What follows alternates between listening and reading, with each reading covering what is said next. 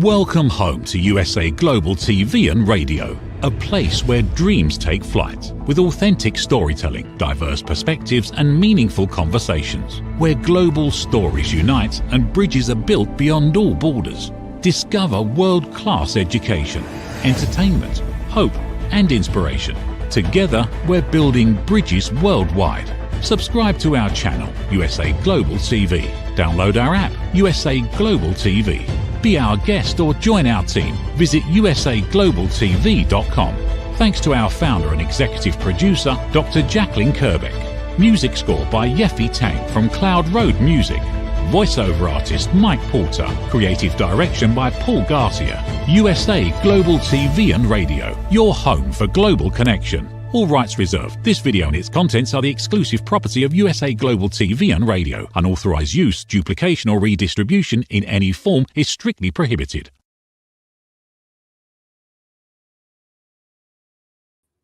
Howdy, Red O'Loughlin here. We're on the Corner Bookstore on the USA Global TV and Radio Network. And today I'm welcoming back a former friend, literally, because he's been on the show more than a couple times, and I've gotten to know him over the years. So Doug Lawrence, Canadian author, will be 3 books here very shortly in another week or 10 days. And he has a special area of interest, and that's grief and mentoring in order to overcome that grief. And that's something that all of us share over time, whether that grief is the loss of a loved one, loss of a job, lots of things cause us to have problems, PTSD, just all sorts of issues that kind of almost accumulate in mental health issues. And so Doug is what I consider a foremost expert. He's a Canadian, but I would say for the North American continent, he's probably one of the top people to consider. So Doug, please join me. Good morning, Red, and thank you for the opportunity to chat with you. It's been a while. It has been. I could say it was last year, and it really was last year. But anyway, before we get into the book authoring part, why don't you take a brief moment? And I know it's in your website, and you talked about it in many cases. But can you give our audience just a little background of the I guess it's the experience, not really that, but about your wife and why this has become such a major focal point for you in your life, because I think that's important to set the stage right for everything today.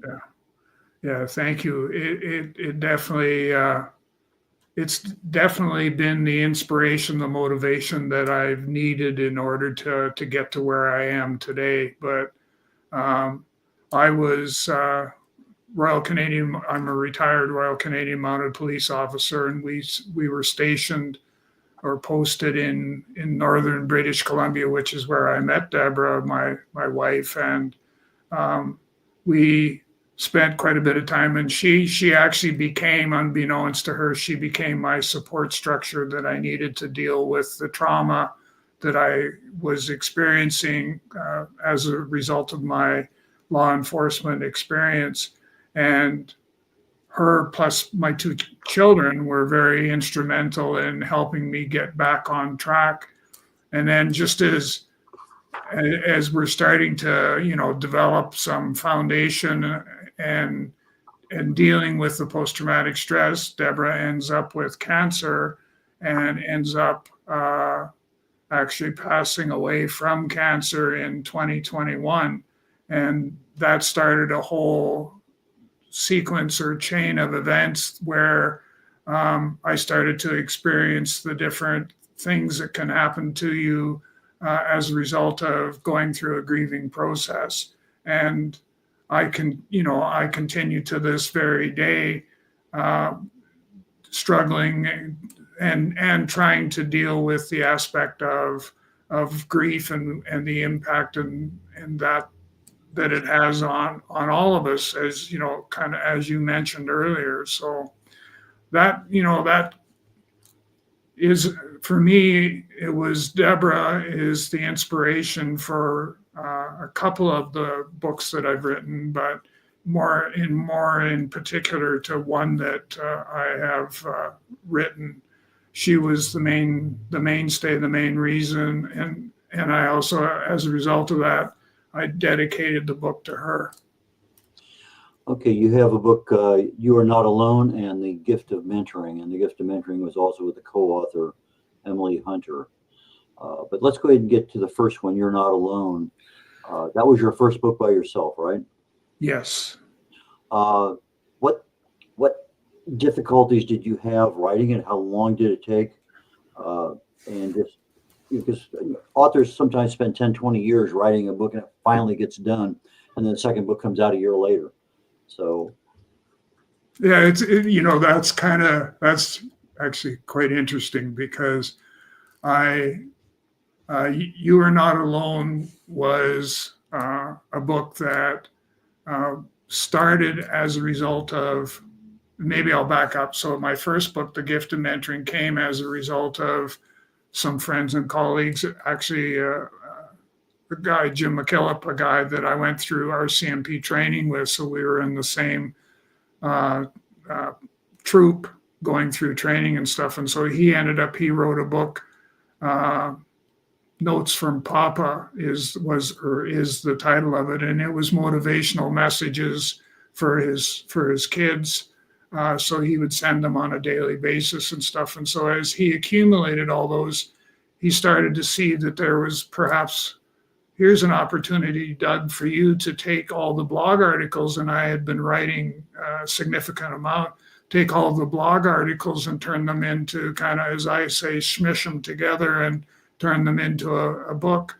And so I did that, and we ended up self-publishing it, and it went out. And what it basically was a mentoring 101. So it gave you the basic understanding of what mentoring's all about, and what the benefits are, and how it can be of value to you in a number of different sequences. And then somebody foolishly suggested that, well, gee, you wrote The Gift of Mentoring. Why don't you write another one, but write about how mentoring can be part of the mental health story?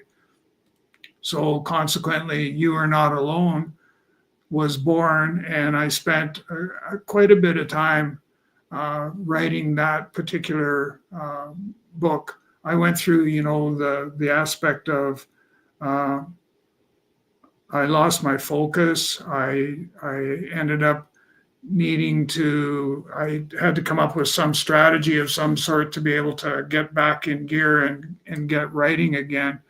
And for the most part, it was setting or making sure that I set aside X amount of time every day that was my writing time. And whether I had an inspiration or not, I still sat in front of the computer and attempted to write. And if I couldn't, then I tried to do something that would help generate the motivation and stuff that I needed in order to be able to go ahead. That book went out, and it became a Amazon #1 bestseller. It became, it was a recipient of the Going Global Book Awards. It got the bronze, and it was recognized, international bestseller. Writer's block is something I believe almost all of us have. Yeah. What did you find something that was more successful than something else enable you to continue writing?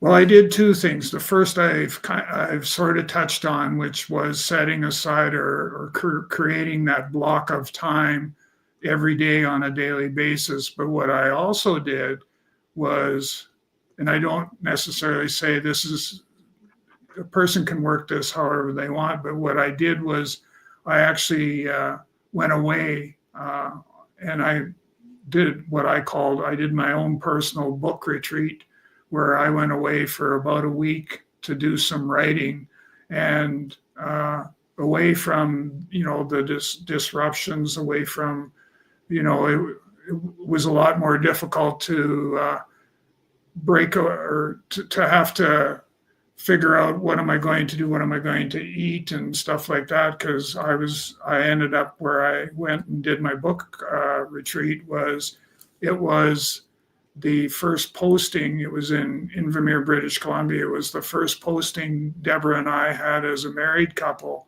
In fact, the place that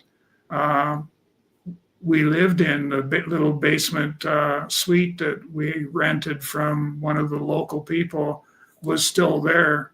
And I was just back there just recently. I took a bit of a break from everything, and just recently, probably about 3 or 4 weeks ago. And I drove up to where the house was, and it's still there. And it still appears as though there's a basement suite. And so I used, that as my motivation to write. And it was, as a result of that, I think I wrote about 30 or 40 pages. And then from there, the writer's block that you talked about wasn't quite as significant of a disruption for me, because I think it's because of the location of where I went in order for me to deal with the writer's block. Okay, so you get your book written. Editing's always an issue for all of us authors. It just seems to be one of those ones that, but for the kinds of books that you and I both write, nonfiction, we're not looking at character development or plot or location and things like that. Did you keep the same editor, or did you edit yourself? What was the editing process like for you? It was it was very demanding. I found it challenging, but I think demanding, and it took part of the issue, I think, for me, was the fact that where I found, so I did, to specifically answer your question, self-published my first book, The Gift of Mentoring, and the editing process was very rudimentary because I used friends, family members. I'd actually utilized a ghostwriter to help pull all the content together, and that individual was also supposed to be doing some of the editing. So the editing was kind of a slipshod sort of approach to editing, I think. And then we went to You Are Not Alone, and I actually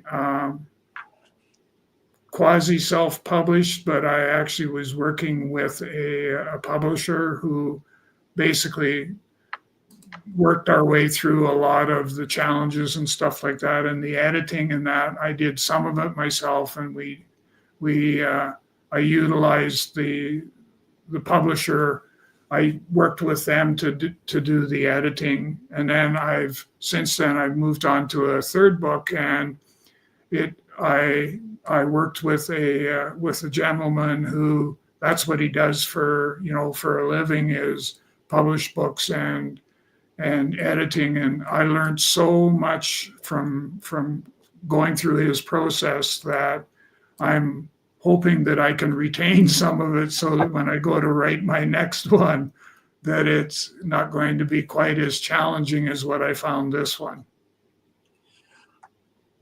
The deal with writer's block, I think the best information I've seen recently came from an article I read about Hemingway and his philosophy on writing. There's like 5 points or something. One of them was, don't stop writing when you're done. Always leave the writing with what you want to finish with, so that the next time you sit down, you know where you're going. And if you finish everything, sometimes you come back and you don't know where you're going. But he says, always make sure you get the paragraph, the end of the book, the chapter, whatever. Always, what's going to happen. Stop, because that's firmly cemented in your brain. So when you sit back down to write again, boom, you're there and you know where you're going. And in the meantime, thoughts can percolate in your brain as to what's going on. And I have been using that, and I found out that actually works pretty well. I'm working on 2 books right now myself.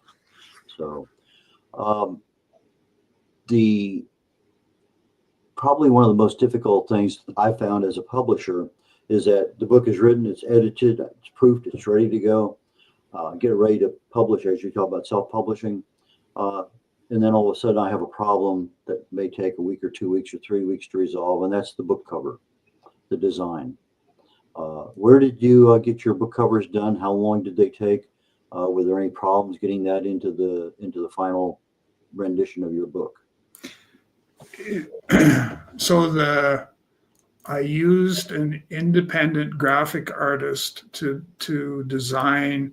So for You Are Not Alone, I used that individual to design the book cover for book number 2. Book number 3 was much the same. It was a graphic artist who the challenge that we posed for her was that we wanted her to feed off of the book cover look of You Are Not Alone, because so then it sort of segued into the pictures. The pictures kind of, we'll call them pictures, they kind of then were energized from the You Are Not Alone book cover. And as far as time was concerned, You Are Not Alone didn't take very long. We went back and forth. Probably there was 2 or 3 of us that were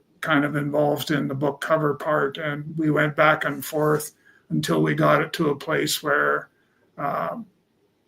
it felt right. And now with this next book that is coming, the challenge we posed was we wanted to be able to leverage what we had gained with You Are Not Alone. We wanted to be able to leverage that. And I was absolutely blown away by the work that was done by the graphic artist in almost perfectly linking the 2 books from the cover design, linking the 2 books together. Like it was absolutely amazing what the end result was. And I know that our reading audience is going to be blown away as well, especially if they've had a chance to look at the book cover for You Are Not Alone, and now they see what the next one is going to look like. I think they'll be absolutely blown away by what was accomplished as well. What did you learn differently in writing the second and third books that you would say, for a new writer, this is something you might consider?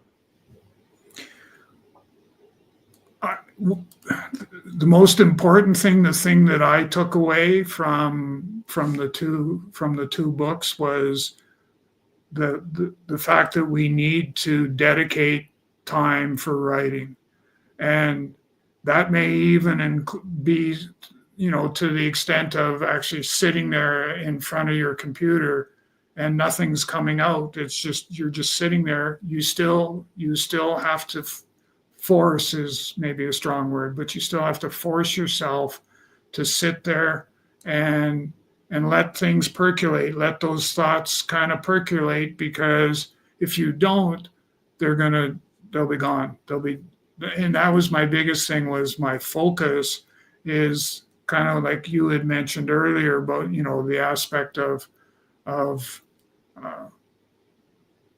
the writer's block and all of that. I could very easily slip into that, and I sometimes think that that's procrastination on my part. Is if I procrastinate long enough, maybe somebody else will write the book for me or something like that. But if you're going to go down this path and you decide and I've talked to a lot of people who have come to me to say, okay, tell me about the writing and all that sort of stuff. And the big thing that I've said to people is make sure you sit down in front of your calendar and you block 1 to 2 hours every single day, unless you decide you're going to take a break. And then you've got to ask yourself, do I really need that break? Or can I maybe not take as much of that break, because you'll lose the synergy that you have going for you right now. You're going to lose a bit of that, or quite possibly all of it. And then you've got to recharge and come back at it from maybe perhaps a different approach. Speaking of taking a break, it's that time in our show that we're going to do a commercial break coming up here. So I'm going to see you very shortly, and we'll get back, talk a little bit about your marketing and social media, and then get into some of the content in your book.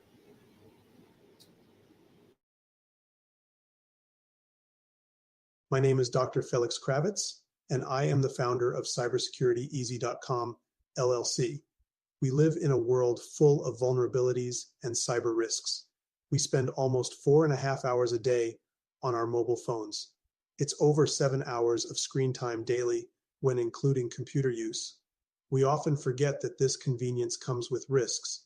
Published data predicts that the cost of cybercrime will exceed $10.5 trillion in 2025. These numbers encompass not only businesses, but also each one of us, including our children and our parents. In 2023, the FBI reported over $3.4 billion lost by seniors aged 60 and older. Cybersecurityeasy.com LLC's initiative is to massively support the community by providing cyber safety coaching and improving social engineering awareness. Our goal is to make social engineering concepts of cybersecurity easier to understand. We work with business teams, seniors, and educational institutions, both individually and in groups. We cover various topics from phone phishing attacks to AI-generated voice cloning, robocalls, password protection, and more using life examples. Talk to us today. Call us at 847-845-9360 or email us at info@cybersecurityeasy.com.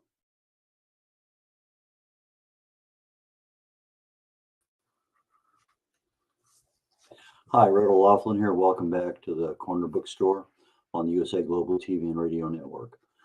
Today, my guest is best-selling author Doug Lawrence. Doug, please join me back here up on stage.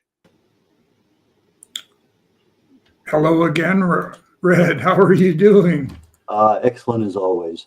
Good. The main thing that most of us have as authors is we write. We don't know how to format the book for publishing. We get that done. We don't know how to edit as well. We farm that out.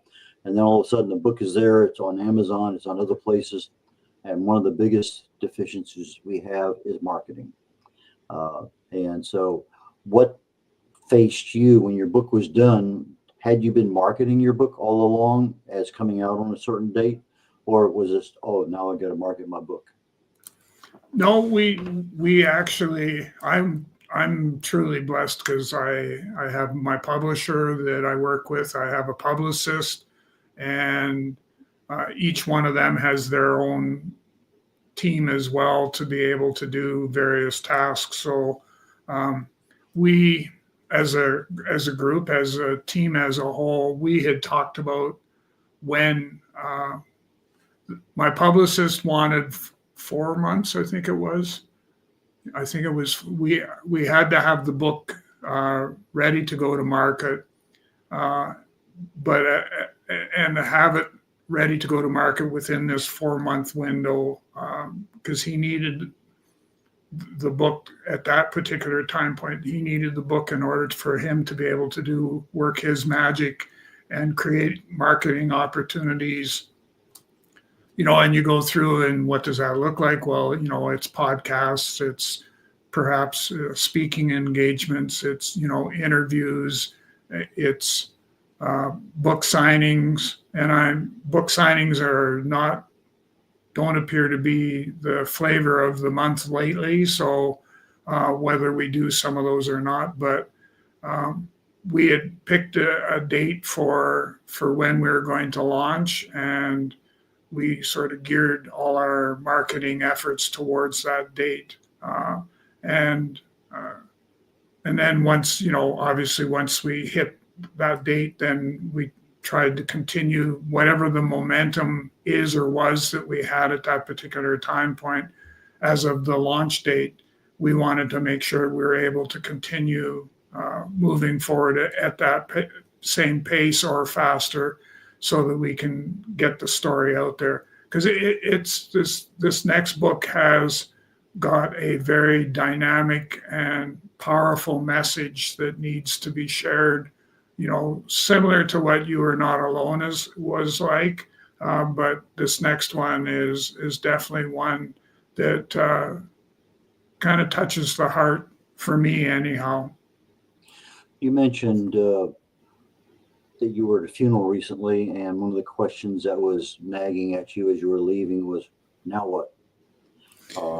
And I think that's kind of a good way to segue into some of the content of what you specialize in, and that's grief and mentoring and things. So why don't we talk a little bit about what is mentoring? I think that's it's a wide open thing. Well, mentoring. But from a grief perspective, it's a slightly different use of the word mentoring, even though it's the same process. So in your context, when you're talking about mentoring, let's talk about what is the real definition of that, and then we'll kind of move a little bit into mental health. So that's the $64,000 question is what's the difference between mentoring and say coaching? And I know for me, mentoring is the definition that we utilize for that is a two-way trusted relationship where both the mentor and the mentee learn and grow together on a personal and professional basis. And so there's some key things there that people need to, when we talk about mentoring it's trust, it's a long-term relationship or the potential for a long-term relationship, it's personal growth, and personal growth can mean self-esteem, self-worth, self-doubts, all of the selves, as I call them, that's definitely in there. And then there's also the professional growth. So, and typically that's where kind of the stigmatism is for mentoring is that, well, it's about career development and stuff like that. And that's why you probably noticed that when I gave the definition, it was a two-way trusted relationship where both the mentor and mentee learn and grow together on a personal and professional basis. So it's both.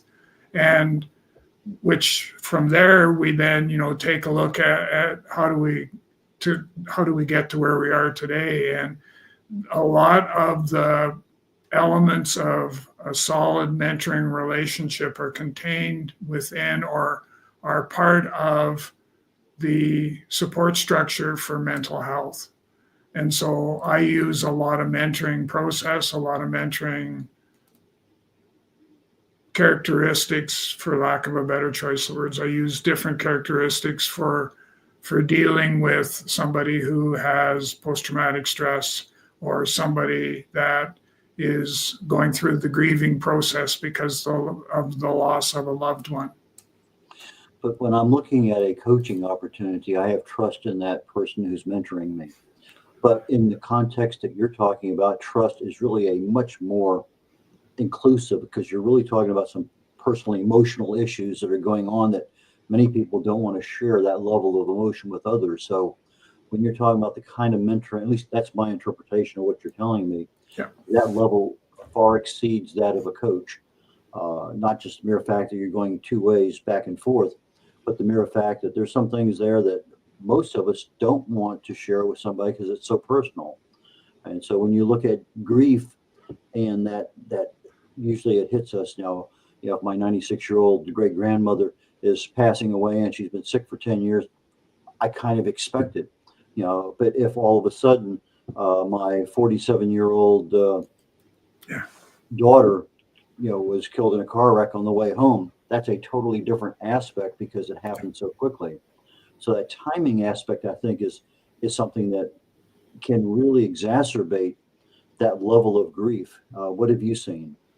Yeah, pretty well much the same as what you've described, is that, where you have that 90 some odd year old grandmother or mother for that matter, the expectation is, especially if there's been health issues, the expectation is that, we're going to have a death in the family at some stage, and we just need to be prepared for it.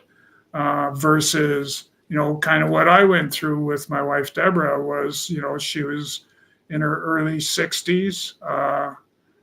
very early 60s, and you don't, that wasn't in the playbook whatsoever as to this was how our life was going to evolve. We still had lots of living to do, and we still had lots of places and people that we wanted to go and see and interact with, and those had been stolen away from us.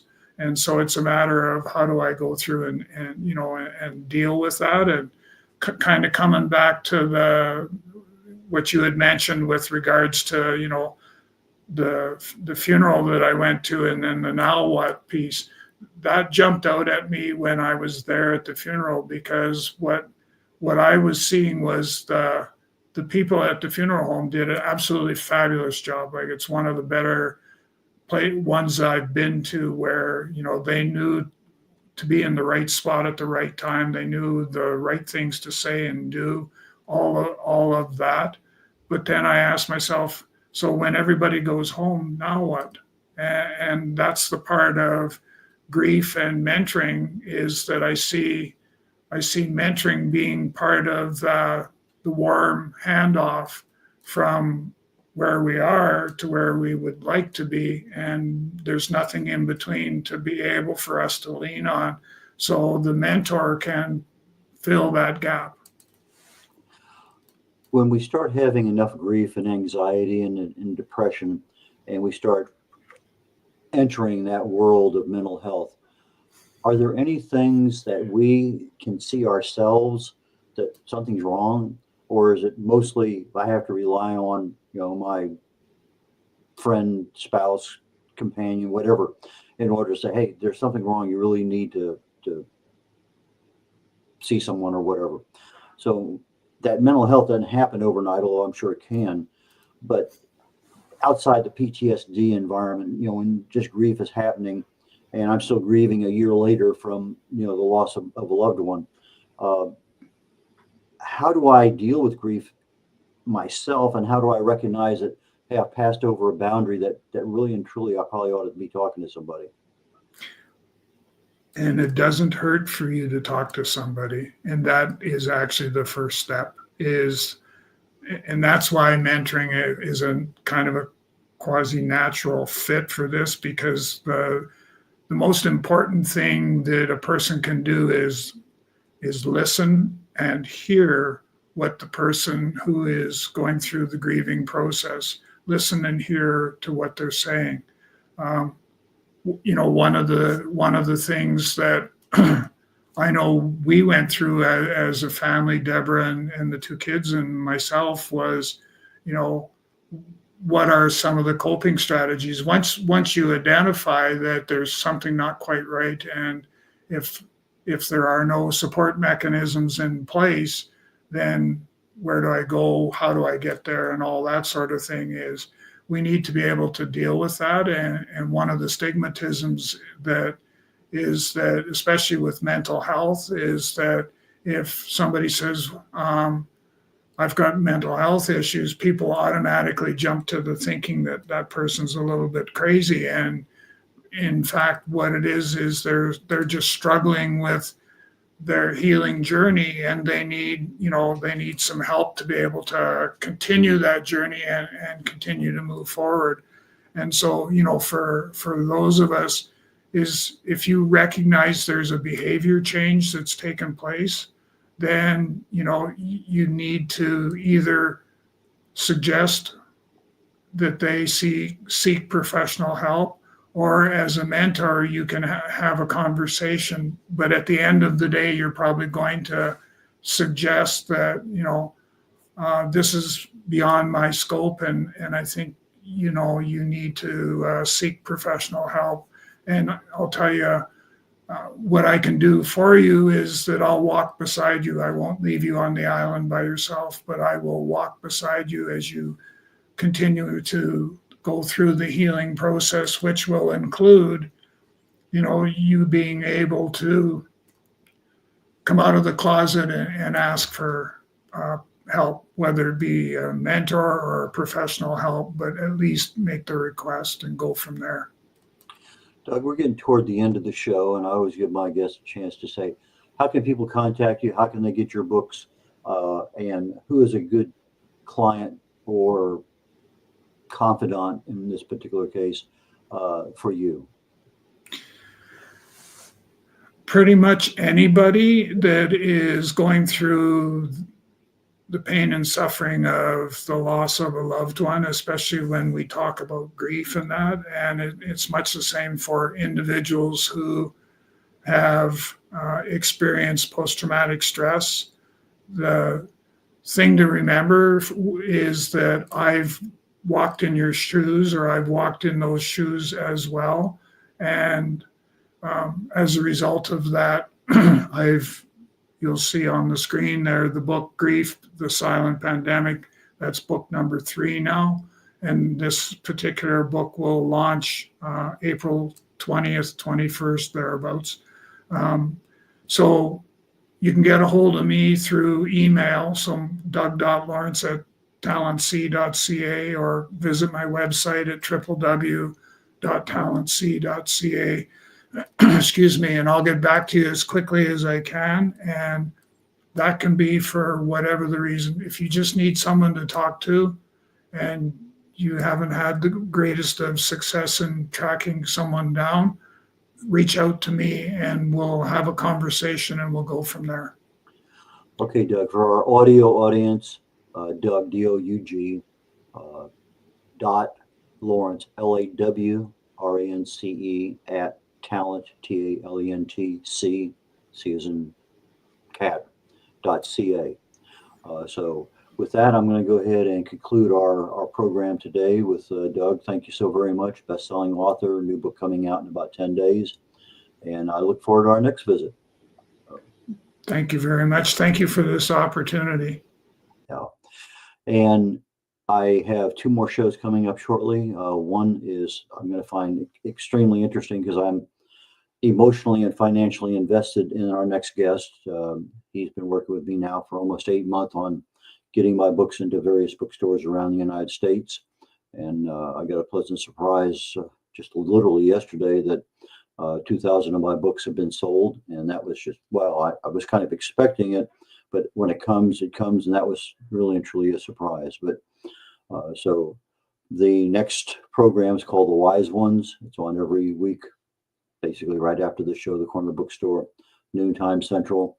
And the topic today is going to be about authors, but it's going to be about the business of how can you maximize your sales and your time and your effort to see a real return on your investment come back from what your pride and joy is, your writing.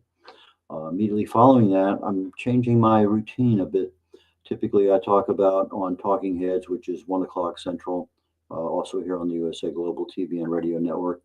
My Talking Head show usually deals with some aspect of health and wellness, and I've been doing lately, last several months, what would I do? You know, if I had cancer, what would I do? If I had this, what would I do? Well, I have an opportunity to kind of go down a different road today. Usually on Talking Heads, there's no guests. It's just a show I put on by myself. But I decided that an opportunity is available time-wise, and I'm going to have my daughter join me today. And we're going to talk about, from a father-daughter perspective, life and health. You know, she just became a grandmother, a little over a year ago. And it's just, you know, as we age, different things happen in our world. And it's nice just to be able to talk to somebody a generation younger and just have a conversation. So that's my focus for Talking Heads today, is father-daughter discussion on life and health. Please look on my website, redolaughlin.com, Red, R-E-D, O'Laughlin, O-L-A-U-G-H-L-I-N, for my books. I'm a researcher. I research the human body at the cellular level, chemically speaking. Some of my books are seen behind me on the banner. And my website is still got 1 or 2 little tweaks, but it's basically a functional website. A lot of good information there with regard to me, my availability, and with regard to my book. So with that being said, please join me on The Wise Ones. And if you don't have a chance, we can be found on YouTube, on USA Global, TV, and just go there to the archive and pick out any one that you want. So with that, take care. Bye, y'all. What if one simple skill could change the way you connect with the world? What if listening could open doors to deeper relationships, stronger businesses, and a better you? Dr. Jacqueline Kerbeck, the Listening Mentor, brings you USA Global TV and Radio, a space where voices are heard, ideas are shared, and global communities thrive.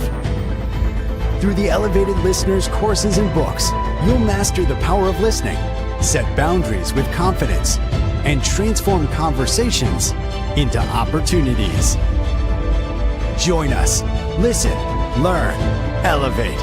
Whether you're a leader, a coach, a business owner, or someone seeking stronger connections, your journey starts today. Subscribe, learn, and transform today. Thank you, viewers and listeners of USA Global TV and Radio, for joining us today. We're honored to have your time and attention as part of our global community.